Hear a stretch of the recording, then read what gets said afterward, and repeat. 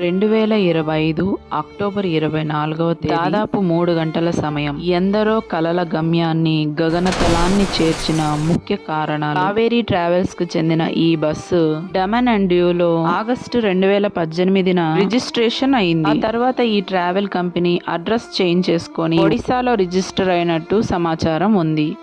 ఈ బస్సు పైన fitness, insurance, tax, pollution లాంటి లిమిట్స్ క్రాస్ చేసినట్టు ఫైన్ కూడా విధించారు. అలాగే ఓవర్ స్పీడ్ నెగ్లిజెన్సీ పైన కంప్లైంట్ కూడా బుక్ అయ్యింది. పైగా ఈ బస్సులో ప్రమాదాన్ని మరింత పెంచిన 234 లక్షల విలువ చేసే రియల్మీ మొబైల్ ఫోన్స్ కూడా ఉన్నాయి. బస్సుని ఎక్కువగా అల్యూమినియంతో తయారు చేయడం, ఫైబరు, స్పాంజ్ ఎక్కువగా ఉండడం, ప్యాసింజర్స్ ని అలర్ట్ చేసే బజర్ లేకపోవడం, దొంగ సర్టిఫికెట్ తో లైసెన్స్ పొందిన డ్రైవర్ అతివేగం, ప్రమాదాన్ని గుర్తించి కూడా ప్రయాణికులను అలర్ట్ చేయకుండా పారిపోవడం. ఫుల్ వీడియో కోసం లైక్ చేయండి.